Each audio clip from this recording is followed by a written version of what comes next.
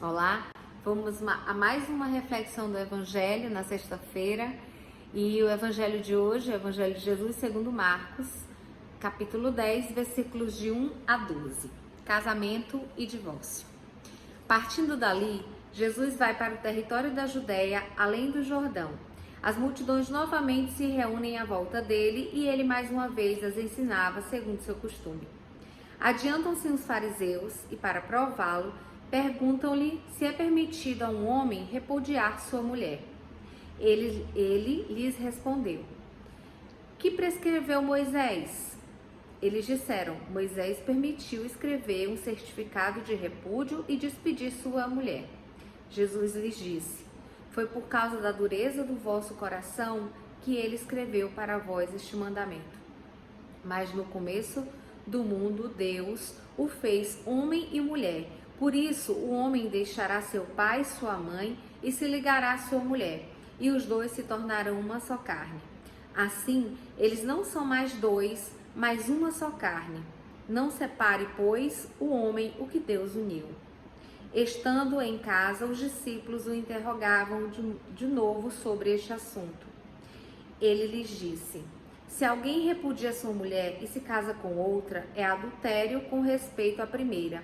E se a mulher repudia seu marido e se casa com outro, ela é adúltera. Palavra da salvação. Glória a vós, Senhor. Que a palavra de vida eterna entre em nossos corações e modifique a nossa forma de viver e nos leve até o céu. Então, quando a gente fala de casamento e divórcio é um assunto muito polêmico, porque hoje em dia a nossa sociedade é muito volátil, o amor é muito volátil. E aqui Jesus fala num amor eterno, indissolúvel. E quando nós vamos falar sobre isso, a gente vai na contramão do que o mundo tem oferecido para nós. Então hoje em dia é muito fácil dizer assim: não deu certo, separa, né? Casou, mas ainda as pessoas não percebem que aquela comunhão que foi feita, aquele compromisso, aquele juramento foi feito diante de Deus, né? O momento em que um casal se une em matrimônio, eles estão ali mergulhados no amor infinito que Deus tem por nós, e esse é o símbolo maior do matrimônio, se doando também amor um pelo outro e tornando-se um só nesse amor indissolúvel do Senhor. Uma outra coisa é que essa promessa é feita no altar. Quem celebra o matrimônio não é o padre, mas são os dois ali que, em compromisso diante de Deus, prometem ser fiéis na alegria, na tristeza, na saúde e na doença, até que a morte os separe. Então, hoje em dia, o casamento muitas vezes torna-se uma conveniência, uma comemoração, um padrão da sociedade. E eu acho que a gente tem que ser mais preparado para que esse momento possa acontecer, né? Para que os casais de fato saibam o tipo de promessa que eles estão fazendo ali. E não é fácil. Casar não é fácil, ser celibatário não é fácil. Se você for perguntar para um padre se a vida dele é fácil, também não é.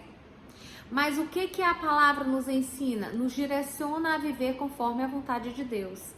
Então, se você preferir o celibato, se você é solteiro, permanecer solteiro, você tem que seguir as regras de Deus, as leis de Deus. Se você é casado, você também tem que seguir ali o que a igreja fala a respeito do matrimônio, que é a fidelidade, é a doação, é o dom maior que é mergulhado ali no amor de Deus para que você realmente seja fiel à sua esposa. Daí a necessidade desse casamento, ele tem uma preparação anterior. Então, é importante que o namoro, ele não seja um namoro como os de hoje. Fica ali, se der certo deu, já vai dormir na casa do namorado, já vai pulando etapas. Então, o namoro é justamente um período de conhecimento, de preparação, onde você vai conhecer o outro, os seus costumes, os seus objetivos, a sua família, porque você casa, mas você também casa com a família. você também cria um laço com a família do outro, né? É um momento onde você vai percebendo algumas coisas que podem se agravar no casamento, perceber se existiu alguma traição ali. Isso vai refletir mais tarde no casamento, isso é certo.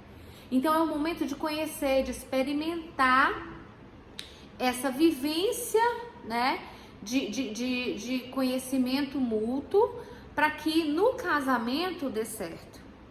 Então, é um momento também de você pensar no futuro, preparar-se nos estudos, apoiar um ao outro, pensando já no futuro e nessa família que você vai formar. E por que o matrimônio é algo tão sério, mergulhado no amor de Deus e nesse compromisso? Porque a igreja, até o catecismo da Igreja Católica, ele fala, a igreja, ela considera a família como a igreja doméstica. Quem são os nossos primeiros mestres na fé? São os nossos pais. E eles ali, fundamentados no amor de Deus, vão fazer com que aquela igreja doméstica, que é a sua família, vá se formando na fé. Então, não é algo que se pode construir de uma hora para outra e sem conhecimento. Para aqueles que são católicos, para aqueles que querem professar a fé e viver conforme a vontade de Deus, a gente tem que realmente entender o que é o propósito do casamento e o porquê de ser um laço, né, formado a três, né, de três pontas, é uma corda de três pontas. Quando você coloca Deus no seu relacionamento, você coloca Deus no seu casamento, essa corda fica mais forte, porque é o entrelaçamento de três pessoas, né? Deus, você e o seu cônjuge. Então, que a gente possa então refletir sobre essa necessidade de entender e superar os desafios. E aí, quando vier o primeiro desafio, porque a vida de casado não vai ser sempre um mar de rosas. Vão vir desafios, vão vir situações em que você vai achar que você já não ama mais o outro. E é nesse momento que você tem que se consolidar na fé, entender que em Deus você pode reconstruir seu casamento, você pode reconstruir o amor pelo outro, você pode fazer com que Deus entre na sua vida e consiga ajudar você a permanecer na promessa que você fez a Ele ali no dia do matrimônio. Então, a verdadeira separação, ela existe quando um dos dois vem a falecer, né? Então, quando até que a morte os separe. E aqui complementando o que eu já havia dito, no parágrafo 1648 do Catecismo da Igreja Católica, ele diz assim: pode parecer difícil e até impossível se unir por toda a vida a um ser humano.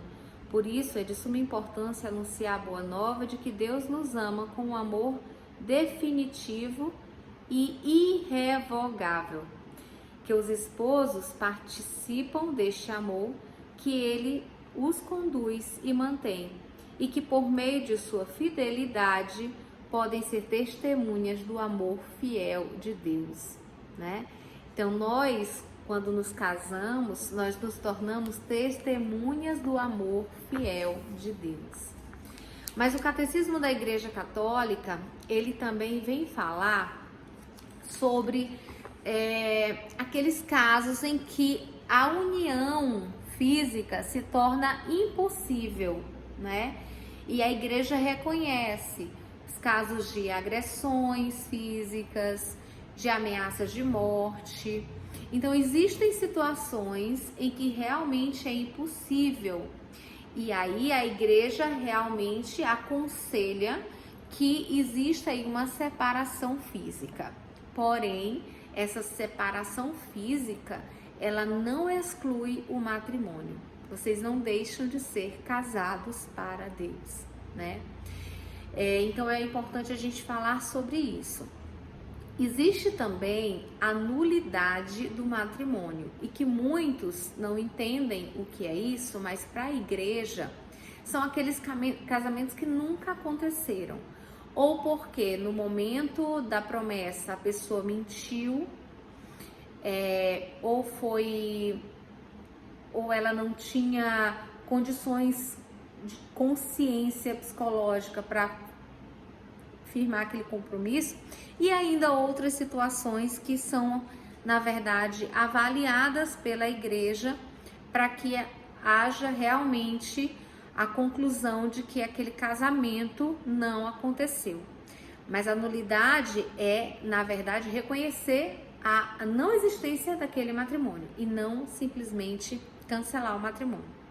Então, que a gente possa entender um pouco mais sobre isso, estudando o que a igreja nos diz, né, pelo catecismo da Igreja Católica e pela sua palavra.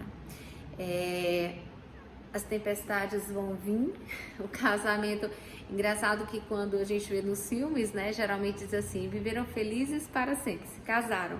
Quando na verdade, quando começa o casamento, começam, né, algumas batalhas e nem sempre vai ser fácil, mas com Deus a gente consegue tudo. Então, que a gente possa hoje entender a importância do matrimônio, entender a importância desse compromisso que nós firmamos com Deus, que nós nos unimos ali ao amor de Deus infinito e irrevogável, e que a gente possa também ajudar os nossos casais mais jovens que estão agora entrando no mundo do matrimônio, para que eles possam ser mais firmes nesse processo, né? Eu agradeço vocês estarem aqui comigo nessa reflexão da palavra e queria deixar mais um recado. Os padrinhos, por que nós temos os padrinhos de casamento, né? Os padrinhos têm que ser bem escolhidos, que são aquelas pessoas que vão nos auxiliar no caminho do matrimônio, né? Quando a gente tem alguma dificuldade, quando são aquelas pessoas que vão orientadas pela palavra de Deus, vão nos direcionar na condução, né, de algumas situações adversas que vão acontecendo e que a gente pode contar com eles para nos ajudar nesse caminho de santidade, né?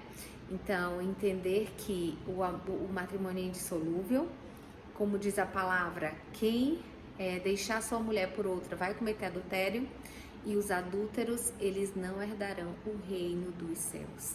Então, que a gente possa permanecer na palavra, entender essa força desse evangelho de hoje e o quanto que ele é importante para as nossas vidas como casais. Então, até mais, obrigado por estarem aqui até agora.